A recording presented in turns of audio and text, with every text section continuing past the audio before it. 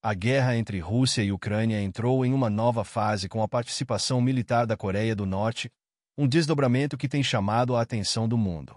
No verão passado, Vladimir Putin e Kim Jong-un assinaram um acordo de assistência militar mútua, oficializando o envolvimento norte-coreano no conflito. Desde então, a Coreia do Norte enviou para a Rússia armas, mísseis de longo alcance e um enorme carregamento de munições, além de algo ainda mais impactante: mais de 12.000 soldados de elite para lutar na linha de frente. A missão dessas tropas era reforçar o exército russo e ajudar a recuperar a região de Kursk, que havia sido ocupada pela Ucrânia em agosto do ano passado. Esse movimento foi um divisor de águas no conflito, pois marcou a primeira vez que a guerra ultrapassou as fronteiras ucranianas e atingiu o território russo de maneira significativa. Para tentar reverter a situação, Putin aceitou a ajuda de Kim Jong-un, trazendo militares norte-coreanos para o campo de batalha.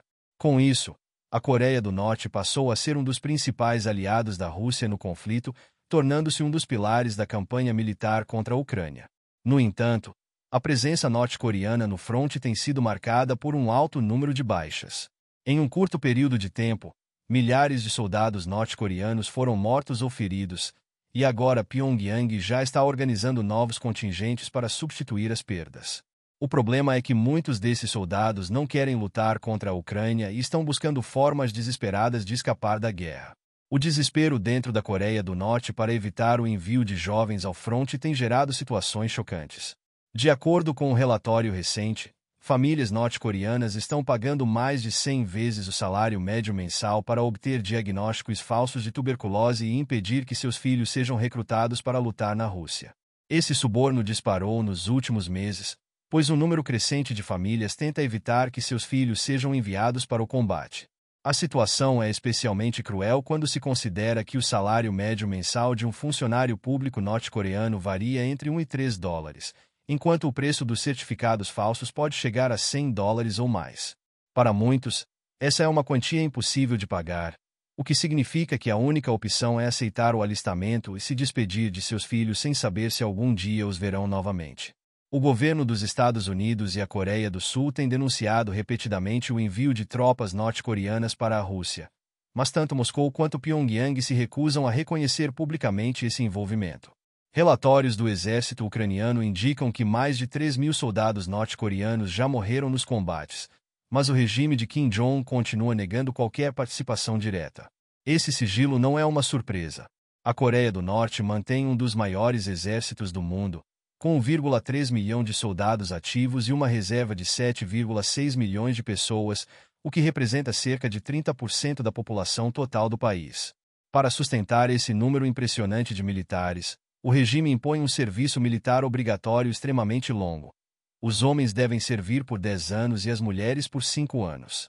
Diante da crescente resistência interna, o regime de Kim Jong-un está adotando medidas brutais para conter qualquer tentativa de evasão.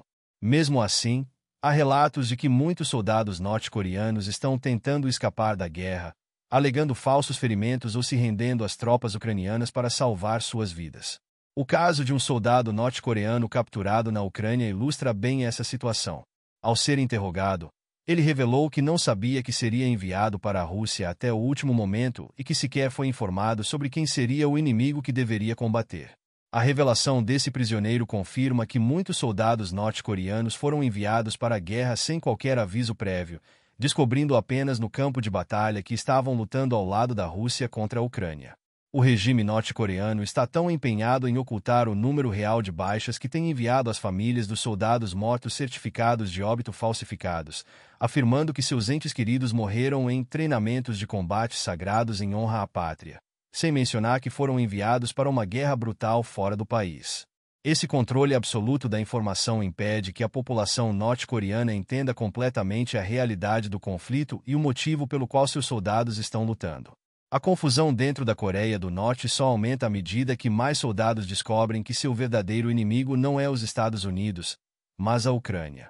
Desde a infância, os norte-coreanos são doutrinados a ver os Estados Unidos como seu maior rival, mas agora estão sendo enviados para lutar contra um país que sequer faz parte da narrativa oficial do regime.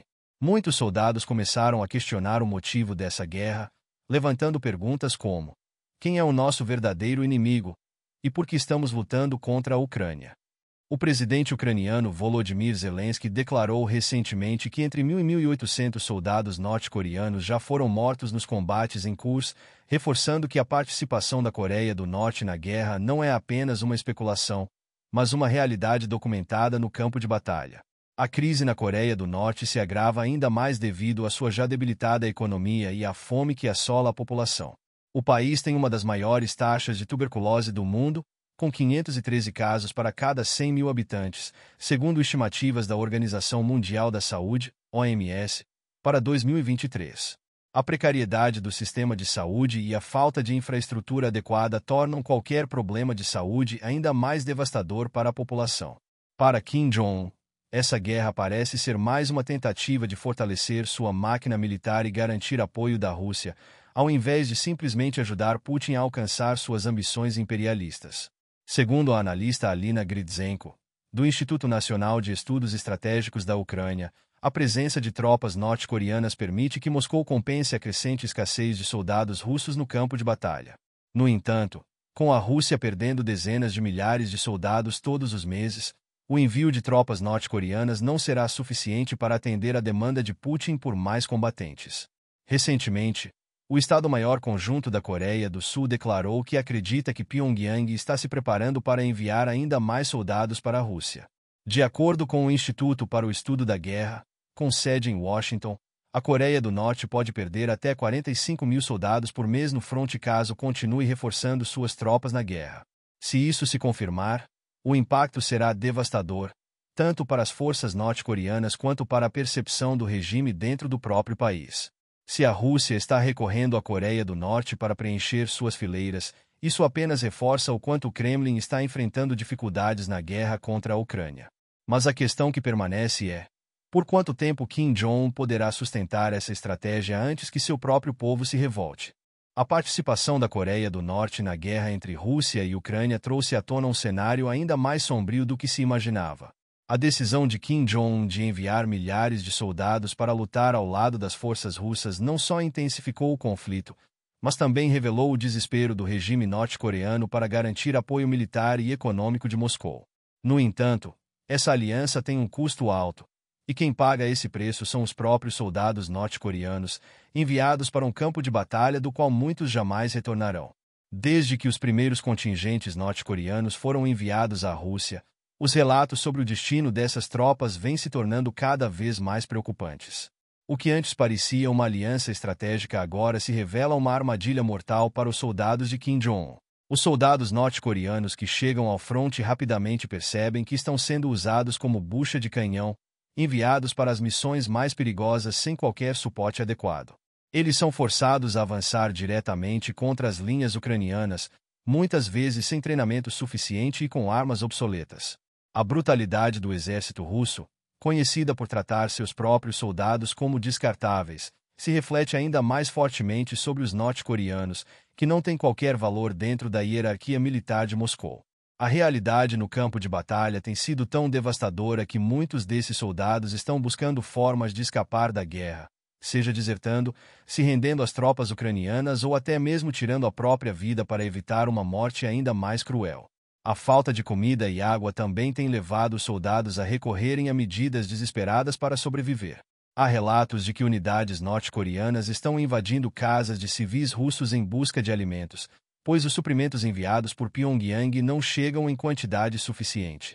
Isso gerou tensão dentro da própria Rússia, onde moradores das regiões próximas ao fronte já começaram a reclamar da presença desses combatentes, que deveriam estar ajudando o exército russo mas agora representam uma ameaça para a população local. Os desafios não param por aí. Um dos maiores problemas enfrentados pelos soldados norte-coreanos é a barreira do idioma. Pouquíssimos falam russo, e a comunicação no campo de batalha se torna praticamente impossível. Isso resulta em confusão durante os combates e até em incidentes de fogo amigo. Para Kim Jong-un, a perda de milhares de soldados pode ser um problema difícil de justificar dentro da Coreia do Norte. O regime norte-coreano sempre vendeu a ideia de que sua força militar era imbatível, e a revelação de que seus soldados estão morrendo em grande escala pode abalar seriamente essa narrativa. No entanto, como é comum em regimes totalitários, a verdade está sendo escondida do povo norte-coreano.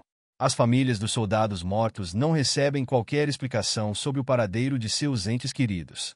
Em muitos casos, o governo simplesmente informa que o soldado desapareceu durante treinamentos militares, sem dar mais detalhes.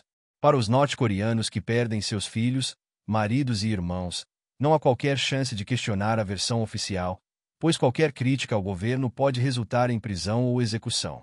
A situação tem se tornado tão insustentável que crescem os rumores de revolta dentro do exército norte-coreano. O descontentamento não vem apenas dos soldados enviados para a Rússia, mas também dos militares que ficaram na Coreia do Norte e estão vendo seus colegas partirem para uma guerra da qual muitos não voltam. O medo e a insatisfação são evidentes, mas a repressão dentro do país impede qualquer manifestação pública contra o regime. Apesar do sigilo imposto pelo governo, relatos de desertores e informações vazadas começam a revelar o verdadeiro impacto dessa guerra para a Coreia do Norte. Kim Jong-un não esperava que suas tropas sofressem perdas tão pesadas, e a cada dia que passa, o custo desse envolvimento se torna mais difícil de esconder. O problema é que recuar agora não é uma opção para Kim. O líder norte-coreano precisa do apoio de Putin para manter seu regime de pé, e interromper o envio de tropas poderia colocar essa aliança em risco. Para garantir a continuidade do apoio russo, o regime deve continuar enviando soldados para lutar, mesmo sabendo que muitos deles nunca voltarão para casa. Ao mesmo tempo, o governo de Putin enfrenta seu próprio dilema.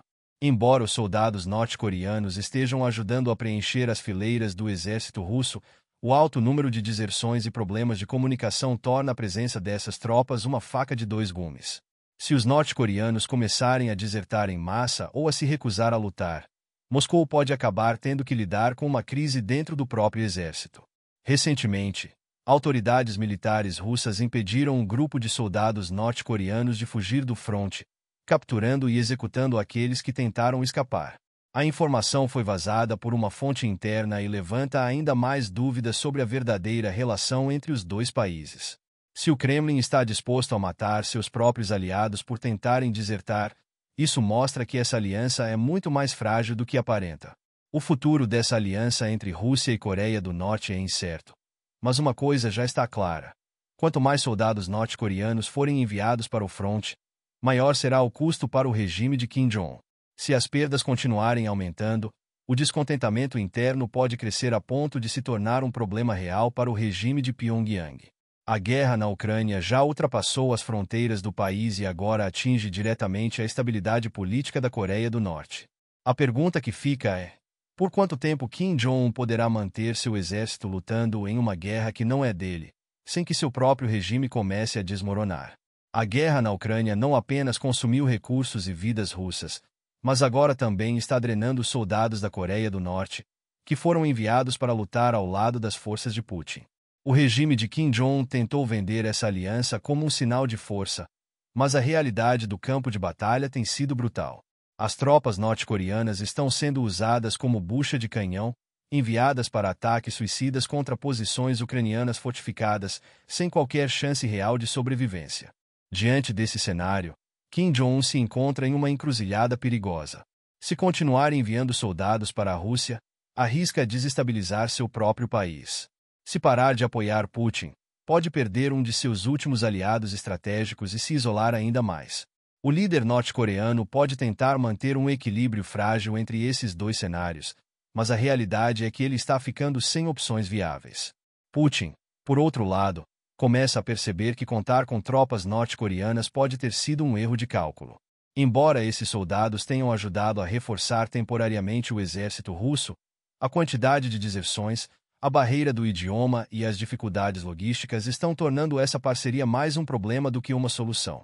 A Ucrânia, ciente dessas fraquezas, continua intensificando sua guerra psicológica contra as tropas norte-coreanas. A distribuição de panfletos e transmissões de rádio em coreano já começou a surtir efeito, e os desertores continuam aumentando. Se essa tendência persistir, os próprios comandantes russos podem começar a duvidar da eficácia dessas unidades no campo de batalha. Olhando para o futuro, a pergunta mais importante agora é: quanto tempo Kim Jong-un conseguirá sustentar essa farsa antes que o próprio sistema que ele construiu comece a desmoronar? O regime norte-coreano sempre foi sustentado pelo medo e pela propaganda, Mas até mesmo uma ditadura brutal tem limites quando sua população está morrendo de fome e seus soldados estão sendo exterminados em uma guerra sem sentido. Se as perdas continuarem nesse ritmo, a Coreia do Norte pode não apenas perder milhares de soldados, mas também ver a confiança em seu regime desmoronar. Para um governo que depende do controle total da informação, essa pode ser uma ameaça mais perigosa do que qualquer exército estrangeiro. A guerra na Ucrânia já ultrapassou as fronteiras do país e está afetando diretamente a estabilidade da Coreia do Norte. Se Kim Jong-un não for cuidadoso, ele pode acabar sendo derrubado pelo mesmo conflito que esperava usar para fortalecer seu poder. A questão não é mais se a participação da Coreia do Norte na guerra terá consequências, mas sim quando essas consequências vão explodir dentro do próprio regime.